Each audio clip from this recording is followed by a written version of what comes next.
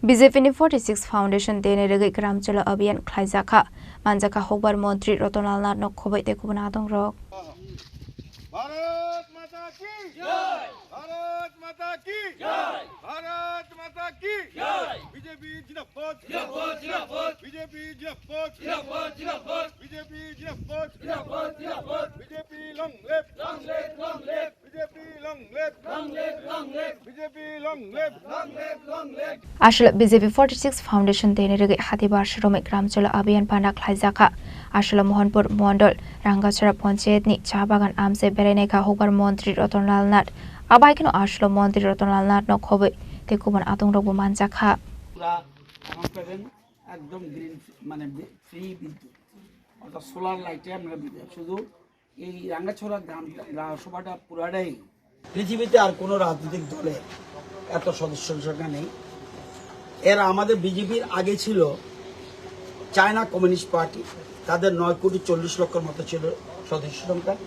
এখন পৃথিবীতে সবচেয়ে বড় পার্টি হলো ভারতীয় জনতা পার্টি এবং এর কার্যকর্তার সংখ্যা হলো 13 কোটির মতো। তো আমরা এই যে সপ্তাহব্যাপী আমাদের কর্মসূচি, কোথাও কোথাও আমাদের স্বচ্ছ অভিযান চলছে, স্বচ্ছতা অভিযান চলছে, অঙ্গনাদি সেন্টার পরিষ্কার করা হচ্ছে, স্কুল পরিষ্কার করা হচ্ছে, বাড়িঘর পরিষ্কার করা হচ্ছে। এই সব জায়গায় আমাদের কার্যকর্তারা ইনভলভ হচ্ছে। আজকে মোহনপুর বস্তি এলাকা এটা আমাদের একটা প্রোগ্রাম, যে বস্তি এলাকায় গিয়ে চা বাগান বস্তি বা যে কোনো গ্রামে গিয়ে সেই এলাকার খবর নেওয়া এবং আমাদের ভারতীয় জনতা পার্টির যে সরকারের যে কেন্দ্রীয় সরকারের কর্মসূচি, রাজ্য সরকারের কর্মসূচি কি করেছি, কটা ঘর করেছি, কয়টা বাড়িতে পানি জল দিতে পেরেছি, কটা জায়গায় রাস্তা হয়েছে এবং অন্যান্য কি সুবিধা দিচ্ছে, বিদ্যুৎ আমরা দিতে পারলে কিনা, সোলার বিদ্যুৎ দিতে পারছি কিনা, সবটা জন্য আজকে আমরা গ্রাম চলো অভিযানে আজকে অংশগ্রহণ করেছি। আমি নিজেও একজন কার্যকর্তা, মন্ত্রিত্ব করে আগে কার্যকর্তা, আগে আমরা সেই জন্য কার্যকর্তার দেবতুল্য বলি। তো এটাই একটা কর্মসূচির একটা অংশ হলো এই মোহনপুর চা বাগানে আসা। আরও আপনাদের কাছে আপনার জানার জন্য বলছি, আমরা রাঙ্গাছড়া গ্রাম প্রায় 600 পরিবার আছে, আমরা সবটা পরিবারকে আমরা সোলারের অন্তর্ভুক্ত করতে চাইছি এবং ত্রিপুরাতে এটাই প্রথম হবে সোলার গ্রাম।